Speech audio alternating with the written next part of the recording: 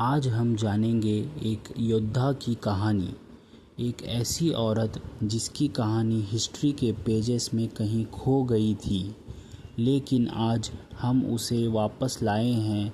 उसने समंदर पर राज किया, राजाओं से टकराई और कभी हारी नहीं। ये है Ching Shih, the pirate queen of China. Chapter 1, brothel से बैटलफील्ड तक। 1800 सदी के शुरुआत में कैंटोन एक बिजी पोर्ट था, आज के चाइना में जिसे जूंगजू कहते हैं। वहाँ एक लड़की एक फ्लोटिंग ब्रोथल में काम करती थी। उसका असली नाम कोई नहीं जानता, लेकिन उसकी किस्मत लिखी जा चुकी थी। एक दिन एक पावरफुल पायरेट कमांडर जिंग यी उसके पास आया। उसने शादी का प्रपोज़ल दिया, लेकिन इस लड़की ने कुछ अलग किया। उसने कंडीशन रखी, शादी तभी होगी जब मुझे तुम्हारे फ्लीट में इक्वल पावर मिलेगी। जिंग ही ने हाँ कर दिया और वो लड़की बन गई चिंगशी, द पायरेट क्वीन बनने की राह पर। चैप्टर 2, ताकत का टेकओवर। शादी के बाद दोनों ने मिलकर बनाया रेड फ्लैग फ्लीट, एक मैसिव पायरेट आर्मी जिसमें 300 शिप्स थे और हज़ारों पायरेट्स थे, और लीडरशिप दोनों के पास थी। लेकिन सिर्फ 6 साल बाद जिंग ही मर गया एक तूफान में। अब सबको लगा फ्लीट बिखर जाएगी, लेकिन चिंगशी ने सबको गलत साबित किया। उसने पॉलिटिकल दिमाग लगाया, अलाइंसेस बनाए और खुद बन गई कमांडर ऑफ द फ्लीट। उसने अपने स्टेप सन चुंग पू साई को सेकंड इन कमांड बनाया और बाद में उससे शादी भी की। Chapter 3, pirate code. चिंगशी ने एक सिस्टम बनाया, पायरेट कोड, जिसमें कुछ स्ट्रिक्ट रूल्स थे। लूट सबके बीच बराबर बांटा जाएगा।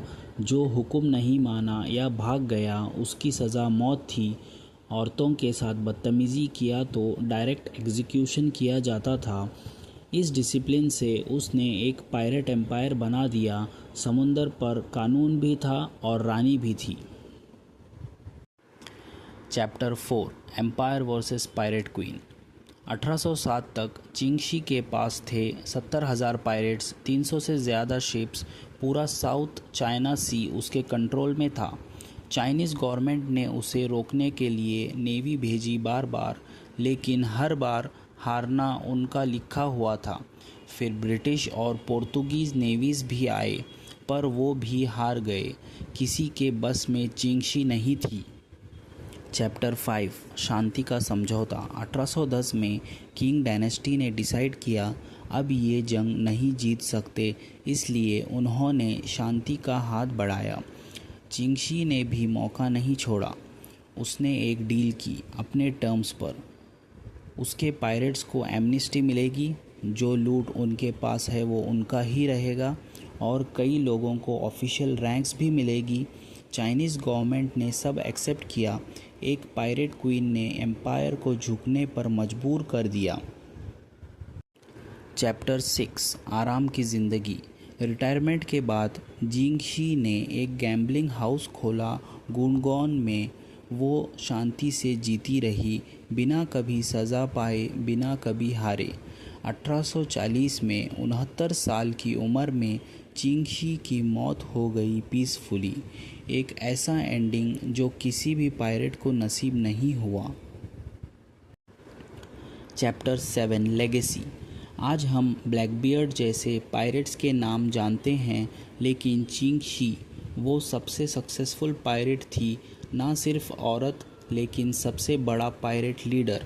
उसने एम्पायर को हराया, नेवीज़ को धूल चटाई और कभी कभी इंसानियत को भी सिखाया।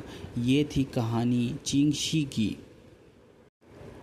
अगर आपको ये कहानी पसंद आई हो तो लाइक करें, शेयर करें और चैनल को सब्सक्राइब करना ना भूलें। मिलते हैं अगले वीडियो में एक और असली कहानी के साथ। तब तक के लिए अलविदा।